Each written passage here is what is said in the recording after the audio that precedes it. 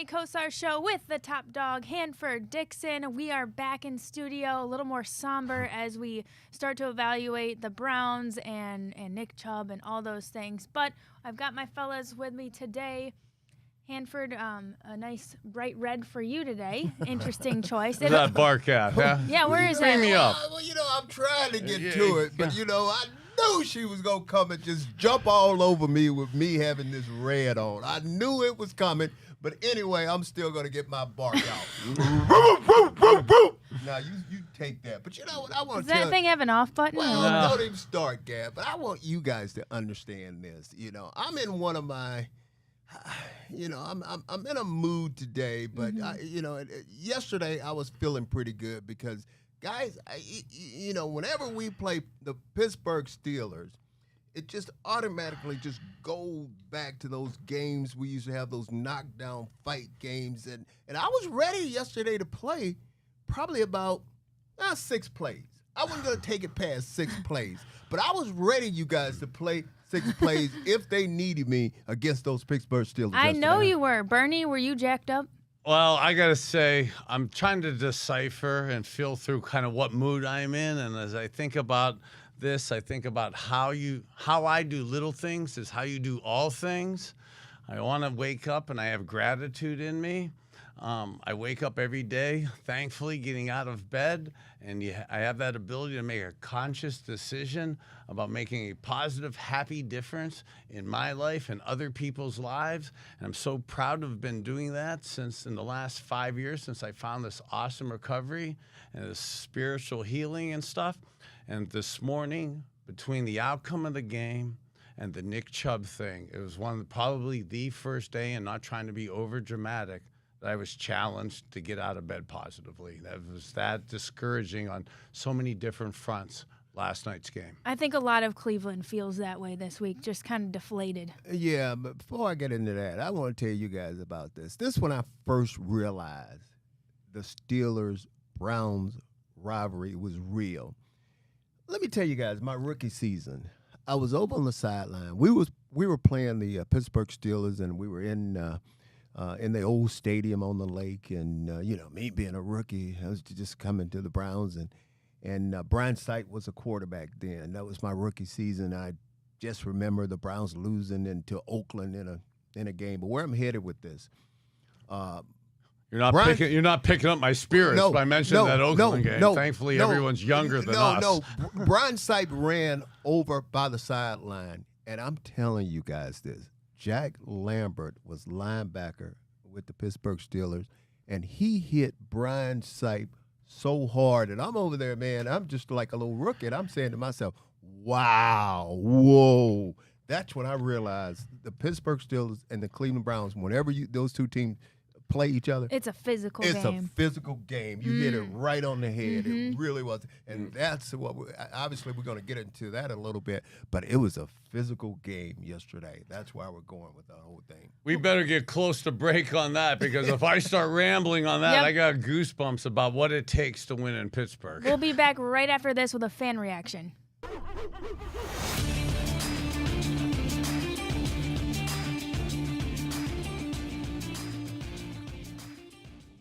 Welcome back to the Bernie Kosar Show with the top dog, Hanford Dixon. I'm Gabriella Cruz, and we're going to bring in our fan reaction today with JT Montrose of Montrose Auto Group.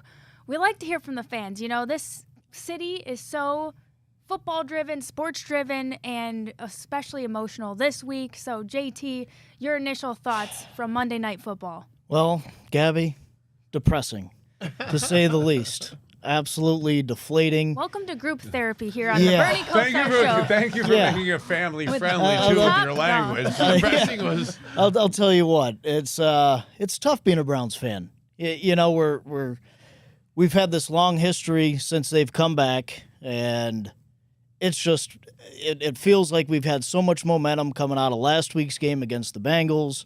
They came out, that first play, it's like, what are we doing? And then it just kind of crescendoed from there when Chubb went out and took the air out of the, at least my lungs, seeing our franchise guy, our top dog in today's world with the Browns team. There's only one top dog. I'm a little biased. That's right, BK. That's right. Why shall you use that top dog? I know. I mean, it's hard. Week 2 has been a struggle for us in the last several years. And Bernie being the only quarterback since 93 to lead us with a 2-0 season, and beat the Steelers twice in a row at their place. So it's tough to do. Well, thank you for bringing a smile to my face and swelling up my cranium on such a sad day like that. Thank you. You are the best. We gotta point out our history. You know what I mean? Because we don't know where we're going unless we know where we've been. And I don't know if you feel similarly, JT, but it's kind of like you mentioned the frustration, and the next thing would be, where do we go from here? Well, in all sports, especially in football, it's not one guy, it's the collective. They got to rally together. I've got faith in the front office. They've put a great team together, and one guy is never going to make or break. Yes, he was a very, very influential player and piece on the team, but it takes all 52 guys in that locker room. You guys know, wow. Bernie, JT, Hanford. That's amazing. It's like we did the production meeting together. I have actually on my few notes that you saw Myles Garrett after the game saying just what you astutely said, JT. Yep, no, it's true. And I sadly am agreeing with you and absolutely would sadly add on that I would have been that guy like Myles saying that too. And at that age, on top of it, and when Myles did an awesome job last night saying that after the game, but you could see in his heart and you could see in his spirit how sad he was. And I don't want to say, I'm not sure he believed it, but how sad he was, and you had to say it, and sometimes your words don't match up with what you really say. And I'm not proud of this, but I would have said it too, and I would convince myself to have believed it. And I'm not sure I'm right at doing that, but that is sadly the mindset that football teams and players and coaches, you don't have to have, and it's easier said than done. And to see, again, we talked in the first segment about how sad, a day it is today when you see the ramifications of something like that and what's genuinely happening.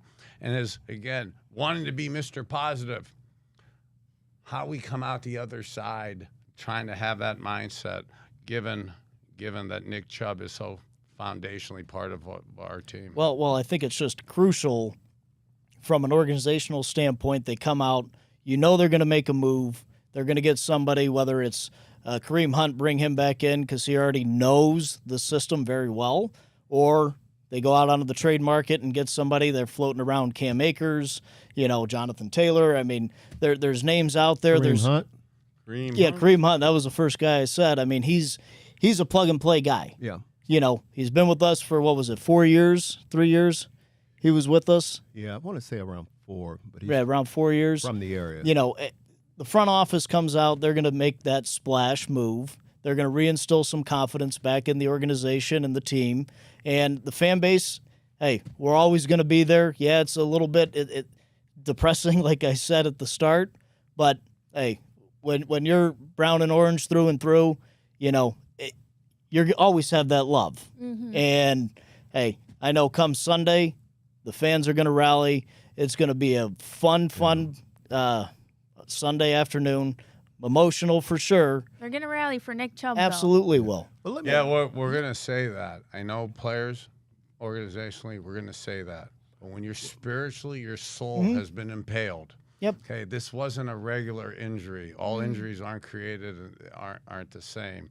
And the spirit of a young soul within this team, leadership now so matters, and how you lead and how you inspire people to believe. It's imperatively important. Well, let me say this. When I looked at this game, I mean, obviously I knew this was a dangerous game. I mean, we talked about it last week. Neither one of us wanted to. But if you'd have told me, I still would have said the Pittsburgh Steelers are not going to beat the Cleveland Browns because we're a better football team, we have better athletes, and especially after watching them play last week with what happened to them, I just thought and felt that there was no way they were going to beat our football team. Even if we lost one of our best players, talking about obviously Nick Chubb, going down. But whenever we go there, we know anything could happen because they play us a lot harder than anyone else. JT, I want to say this to you, though, before we go. Tell us a little bit about Montrose Auto Group. Oh, well, I appreciate it, Top Dog. Montrose Auto Group, founded back in May of '83. We have a Ford store in Fairlawn. We got a Kia store out on Sheffield Lake. We've got a Chevy GMC store in Ashtabula and a Chrysler Jeep Dodge Ram store in Ashtabula as well. We've got a Jaguar Land Rover Volvo store right in Parma Heights, and then a Buick, Nissan, and GMC store in Hermitage, Pennsylvania. All right, check them out. Hey, we're loving that, and I'm Reggie Langhorn's marketing representative to get him for our car service, so we'll be talking, right? Brother. Okay. Appreciate it. I have a quick question. Yeah. Did I, or tell me if I was seeing things, in the Parma store, did I see a big dog up on your billboard or something up there? We right on I-480. Yeah, right we have one up. Yeah, you passed by there. He's got a big, the new dog, the big dog they have on there. Yep. That was pretty cool. All right, well, give us a nice woof woof to thank JT for coming on. We appreciate your honest reaction. Yeah. Thanks, guys. We'll head to break and we'll be back with Angry Ken right after this.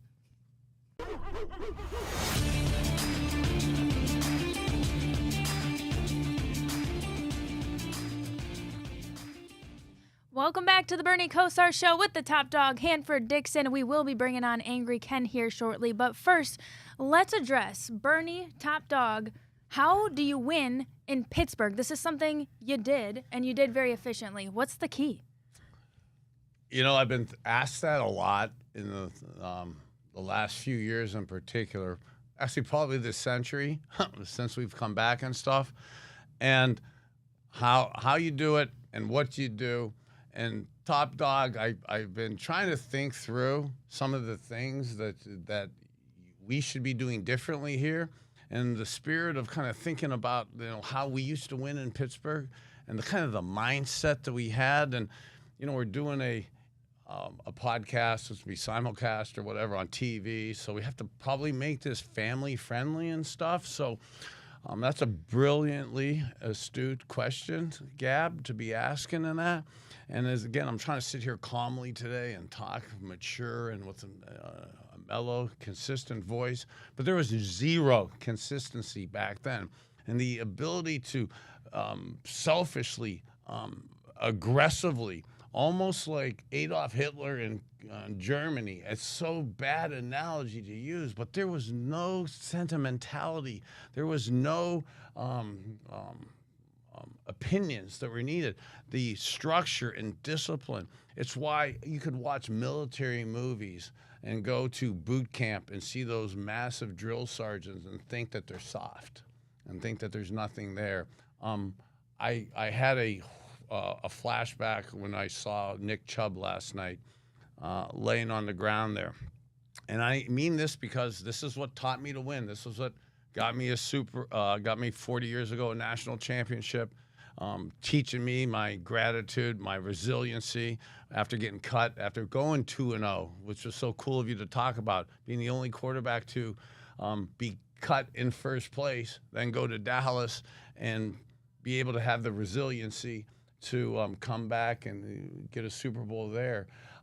That type of obsessive, almost sickness of aggressiveness is something that you almost mandate across everybody. So, like my old coach, when somebody got hurt like Nick Chubb did last night, I could see Coach Snellenberger, I love you so much, but I could see him yelling, Riverside, don't anybody touch that damn man. If he's going to die, let him die down there. Let him die. Okay? Let him die. You kept practicing. You became so callous, so insensitive to anybody's feelings. Nothing mattered but the common goal. So in that last segment, when I'm calmly talking, about next man up and it's going to be okay, you really sickly believe that. And you would send another man up to be killed if that's what it took for you to win in Pittsburgh. So when you go into a place like that and you have, sadly, that kind of kill or be killed attitude, and you want to go and you go after people like that, and it's unacceptable, anything else.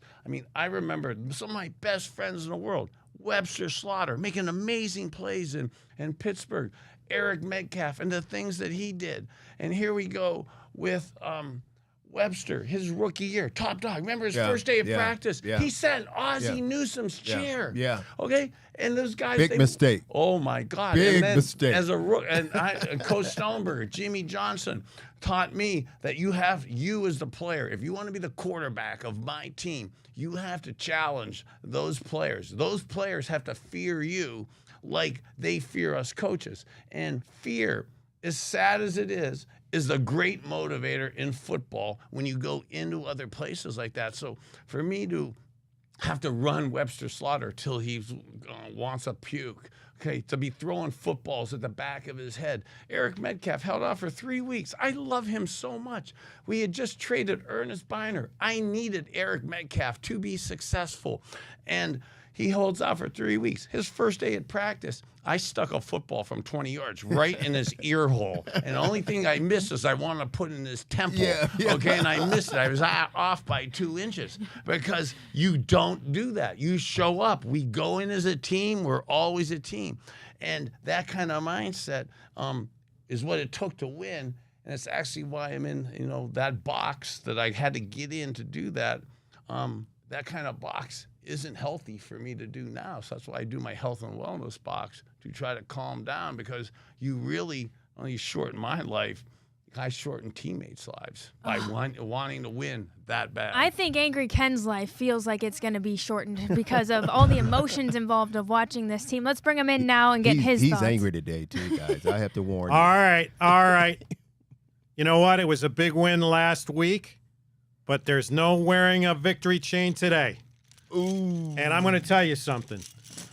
Bernie, Hanford, Gab, you're way too nice. You're kind. I'm speaking as a fan that's angry in Cleveland right now.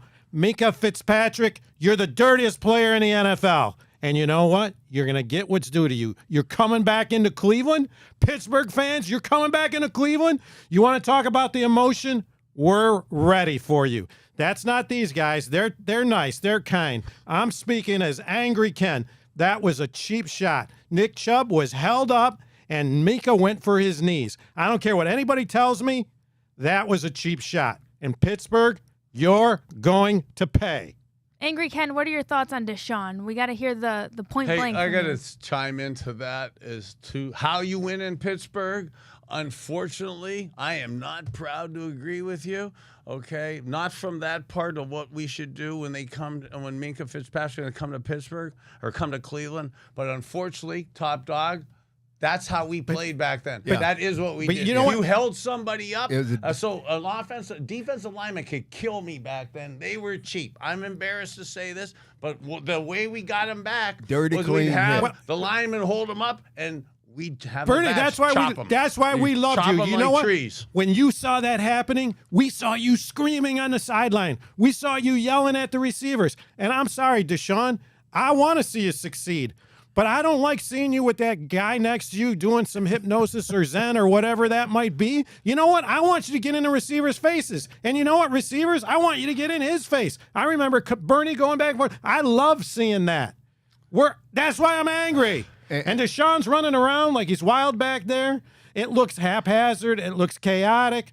Our offensive line doesn't know how to block. He got blindsided. Deshaun, man, I love you. I want to see you succeed.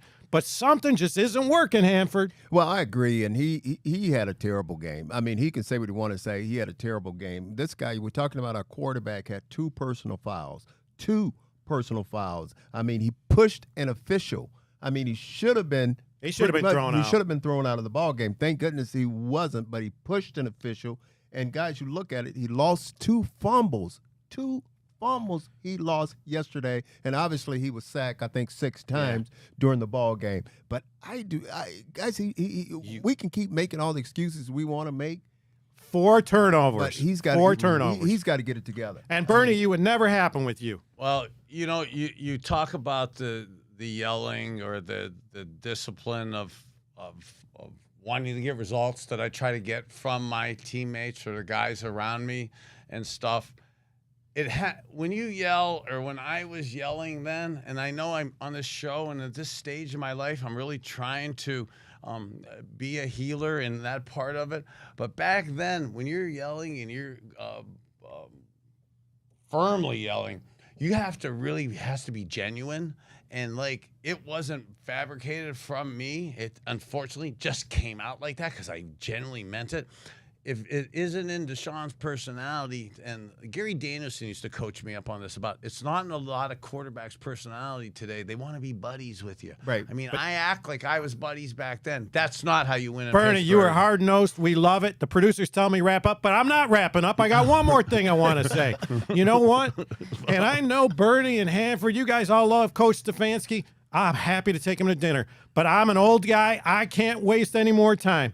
We had 8 days to prepare for this game. And what was our call? We have our second string tight end go out in the flat, open, nobody in the backfield. The defenders knew it was coming. First play, wide throw, pickoff, 7.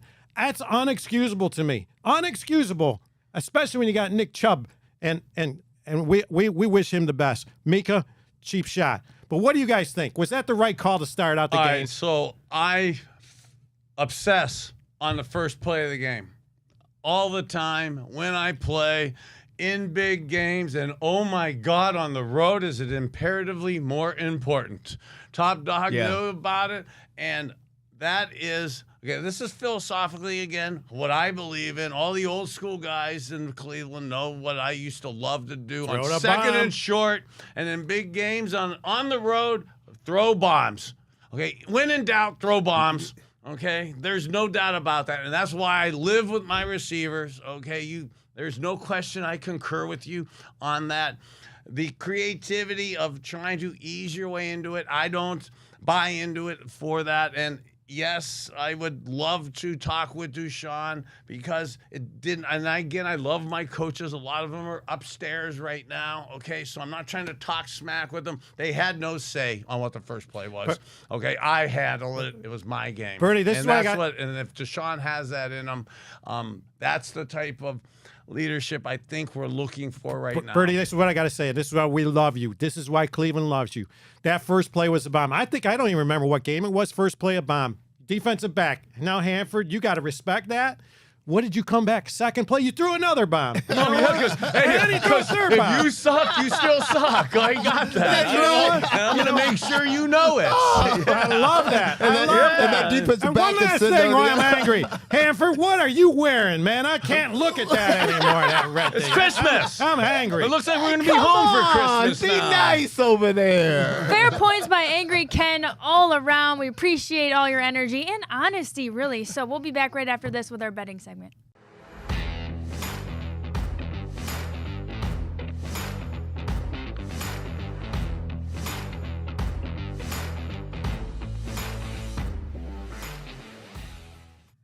Welcome back to the Bernie Kosar Show with the top dog, Hanford Dixon. And I don't know if anyone noticed today, but we did switch up our seats a little bit. And I'm sitting next to the top dog just so I can annoy him a little extra today. Beat me to death. I mean, she's hit me 4 or 5 times. It kind of feels like... She likes that Christmas ornament. You sure she didn't play football? I mean, I think she played football. I feel like it's when the teacher tries to separate know, you and your I know. best friend at school. And here we are picking on each other. I felt like I was at a tennis match. Right. No, this is great, guys. We've already been through a lot with the Browns. We've had a lot of emotion in studio with our fan reaction and, of course, Angry Ken. We're going to ask Ken to put on a little bit of a different hat here. We're going to talk about our bets, okay? So lead us, Ken, would you? Well, first of all, we got to say things have calmed down since the last segment in here. We want to remind everybody that When you take your clothes off, you get calmer. I thought we were gonna go to blows in here. I mean, he was angry. We want to remind everybody you can find all this frivolity on the Bally Sports Network. And if you want to listen, iHeartRadio, download the app on iHeart, go to Big Play Radio Live, as well as catching it on all the different social media. But we also got a shout out to our sports betting partner, Tipico, one of the best sports betting apps in Ohio. Bernie Kosar, Hanford Dixon, Typico ambassadors. You've had a great run with some of your predictions. I don't think you've been wrong yet. Hey, dude, you did that without a teleprompt. That was really good. That's pretty good. That was actually good for the listeners He's and an viewers. old there. pro That now. wasn't bad. He's a pro. Well, I'm jealous. well. I'm jealous. All right, so let's get right to it. Enough syrup being poured on you guys. Let's see what you could do this week.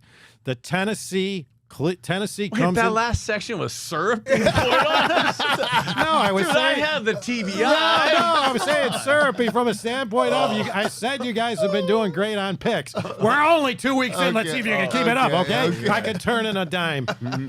All right, Tennessee Titans come in. Cleveland Browns. It's going to be an emotional game after what we just lived through. The money line has the Tennessee Titans getting 3.5. Bernie, what do you say? I'm in Mr. Positivity land, and I so wish you didn't come to me straight out of that because the Mike Vrabel Walsh Jesuit graduate from 1993, where Frank Stamms is a Ward 8 councilman, has me massively nervous with the type of defense he plays and the issues that we had offensively against the Steelers' defense last week. Vrabel's defense has me concerned, and I'm going to try to do what Hanford did early in the week, defer because I'm down right now on wanting to be a homer. Well, I'm going to take this one. I like this one, especially after what happened in Pittsburgh last week. I am going to say the Cleveland Browns going to bounce back, and not only they're going to win this football game, and they're going to do it convincingly. All right, there you have it. I think the Browns are going to win too. We'll see. Now, let's talk about the Browns over under 21 points. I don't know. It looks like, you look at all the yardage we got yesterday. We should have had more points, I think. But Hanford, over under 21. Well, that's going to be interesting because obviously Tennessee like to run the football. And just because we lost Chubb, Jerome Ford came in, and I think he ran for 106 yards. Obviously, a lot of that came in one play, 61 yards. But I'm going to say over. I'm going to say over. Bernie, 21. over under 21. Again, I'm so high on Mike Vrabel and the stuff he does to contain the scoring and some of the limitations that we're struggling with. But as an old school quarterback and Deshaun wanting to see him bounce back, I want to say the over. Yeah. Well, you know what? That's one of the great things about Typico.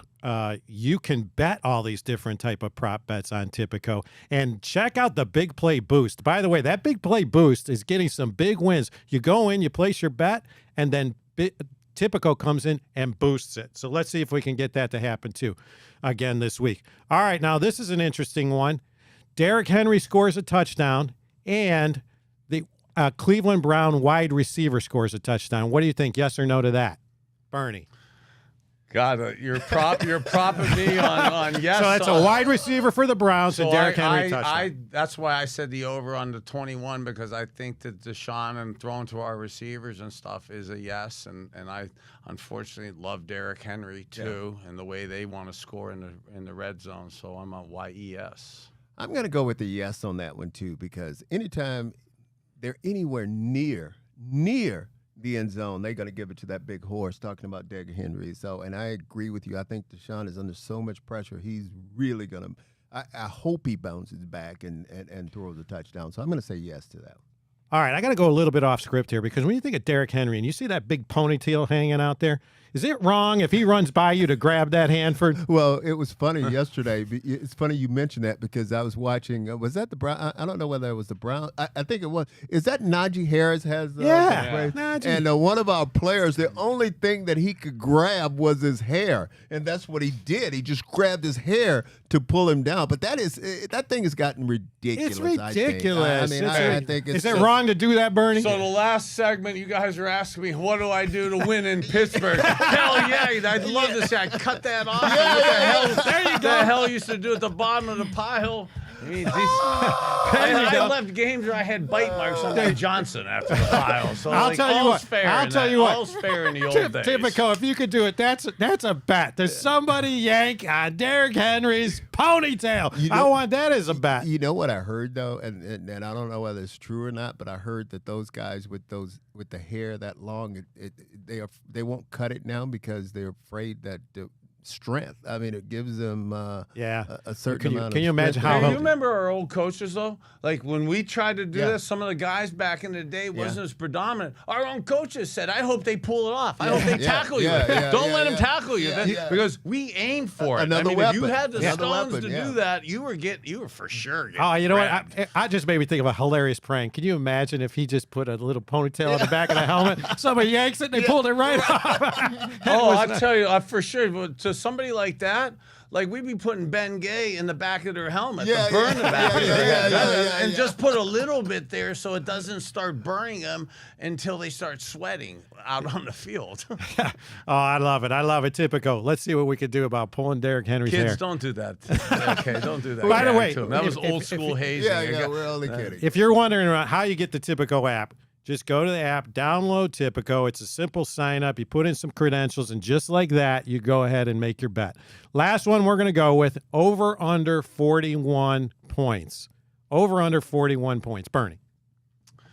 I'm an over guy, just because I want Really? offense. Was last year? but really- Last year weren't you under? Were No, you always? I was the over. You were guy always last over year. guy. Okay. But I would not do that one if I'm an over guy this week. The way we've been struggling on offense and the way Mike Vrabel plays complimentary Belichick football, and they're going to want to run the ball to slow down that pass rush, play action pass, and because we're struggling a little bit in the passing game and we run it, that's a tough number this week. So if you're out there with your rent money, don't bank on that one with me. Yeah, I'm going to go under too. Under. Yeah, Under. Well, he's going over. Oh, no, I'm going under. I just think- don't like to go under because I like to tell the quarterbacks. I know, but I see you hit it right on the head. The way these two football teams love to run the football. I think it's going to go under. But you know what, though? So I go back to what Bernie was saying before. In fact, Coach Stefanski, we know you watch the show. We know you love big play. We want to see that first play, a bomb. Elijah Moore.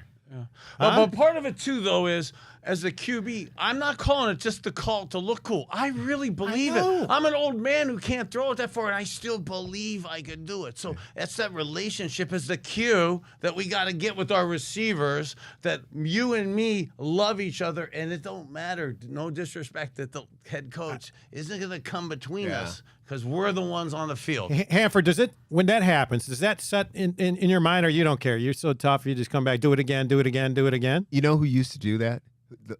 Whenever we played used to be the Oakland Raiders, now it's the LA Raiders. Whenever we played the Raiders, that's what they would do to the defensive backs. I mean, they will hit you. Who was the quarterback? Plunkett?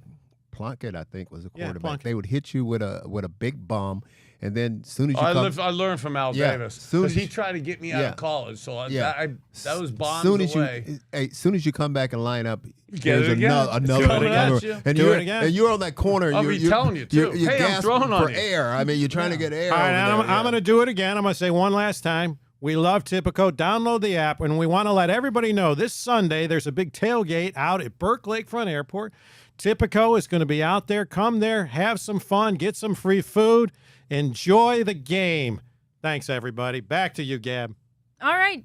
We'll take our break. We'll take our second to last break, and we're going to talk a little health and healing and wellness when we come back.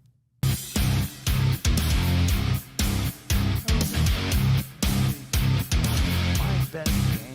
I hate to say that I played, but because Welcome back to the Bernie Kosar Show with the top dog, Hanford Dixon. We're going to talk a little bit more health and wellness. Obviously, we saw Nick Chubb take a devastating, such a devastating injury to and just like the nicest guy, the most respected, such a dominant player, not cocky. It's just, we're still trying to make sense of it. But the reality is there's a whole recovery process ahead of him. And these are the type of injuries, as you both know, it doesn't just impact your season. It's your career and then your post-playing career and the things that come with that. And I know, Bernie, we've talked about your personal story, and you want to do this the right way when you're recovering, so there isn't this opiate addiction or recovering the wrong way. I know it's been transformative for you. life-changing, transformative. I mean, last night to be at the Browns, to not go to the Browns game, and to be at a charity event for a great friend of mine who lost his son during this to the opiate issue, to be having over 109,000 people in our country die of overdose death this year, to have Thursdays ago to have International Overdose Awareness Day. The month of September is Suicide Prevention Month. So guys like myself who have been 40 surgeries that I've talked about so much, all the pills and medications they were taking, I wish now. I broke my ankle on Monday Night Football back in 1991 and played the whole game on it. And the pills, the treatments left such a scar on me. And I thought of Nick Chubb last night. And I'm thinking of the recovery he's had and all these guys and the pain medications and how he's getting around it. And today, you go into most any locker rooms, whether it's pros, college, and in high school, Adderalls, Vyvanse. Kids are so medicated right now. So how do you stay out of that world? How do you get out of that space? It was a massive challenge for me. And I'm super proud to have figured out how to come out the other side and to now help younger guys. That's been my mission. You guys hear me on air and way off air always talking about it. So to kind of have that happen last night and to plan on having Carrie here that's helped me get through these type issues. Right, and that's why we bring in Carrie Ann. She's an integrative nutrition wellness coach, and she's going to talk a little bit about some of those holistic approaches to recovery. And this is just applies to anyone, in your regular life, but especially maybe athletes like you, Bernie, who post-playing days, you want to do it right. Thank you. So first of all, when you have inflammation in your body, it takes away from healing.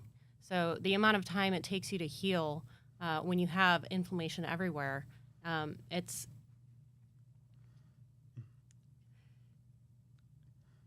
almost impossible to get yourself healthy. So, how you were able to get me, and maybe you could explain a little bit to how you transitioned me out of the opiates, out of the Adderalls, the fresh food, and kind of the lifestyle and supplements, because I was so involved with so many of what I thought were good things, but the wrong supplements, the wrong pills.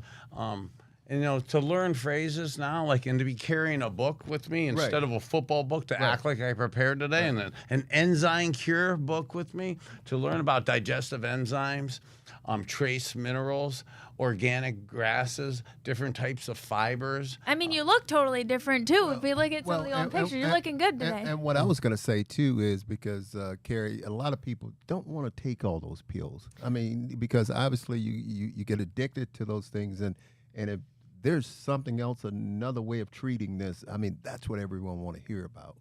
Okay, yeah. Well, what Bernie's taking now is digestive enzymes, which we recommend taking with every meal, because the foods that we eat now, they're so devoid of nutrients. Our soil is depleted of nutrients. So by the time your food gets to your table, you're eating nutritionally deficient food. So these vitamins and nutrients that your body needs to rebuild your cells is depleted. And that's what you need to heal. And that's what you need to cut down and lower inflammation, is all these vitamins and nutrients that your cells need to thrive. So that digestive enzyme that you have me taking daily in my coffee and water, some of the give a couple of the things that you have me taking that we want to be giving to. We started giving these to patients and to customers and to really kids. If you're able to teach people at a younger age some of the mistakes that I was able to make, that people were making, that kind of throw you down a pathway of really unhealthy living, and to again see just in our state of Ohio, we had over 100 people die in the state of overdose death again just this weekend. What month is it? Huh? What month is it? What's that? What's this month? And this month is Suicide Prevention Month, okay? And so many of our brothers have come through that. I had that challenge myself. I could have been that statistic or the overdose opiate statistics. So, the mission and program that I'm on at kosarwellness.com, and trying to finally have a products that we're able to give, because, God, at last night's event, to see mothers coming up to me that, hey, we have these issues with their kids, and I just want to give what you're taking. And, I was in that box earlier about what it takes to win in Pittsburgh, and that person, that angry, aggressive, would kill or be killed attitude, and that person, and in that box, I got to check that in that box.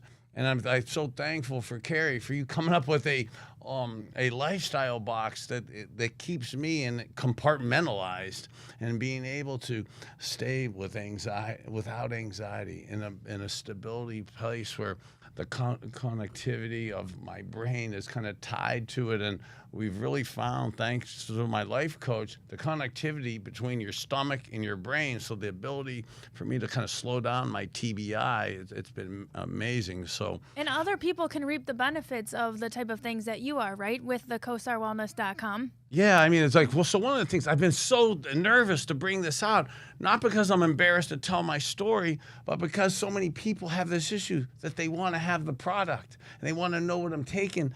And bluntly, I haven't been able to make enough. I mean, I have 1,000 units right now. I only have 1,000. So like for people that want to get them now and over the holidays, really, I don't have enough, so, what a great gift, too. It's a great gift, but it's almost a responsibility of when we leave here, trying to figure out how to really make more of them so that people that have this issue aren't losing their family members over the holidays. Well, thank you for sharing, your personal story and where people can do some homework on this, the Daily Wellness Essentials on KosarWellness.com. And thank you, Carrie Ann, for coming in and sharing some of your knowledge with us. We are running out of time, so we'll be right back with our 2-minute warning.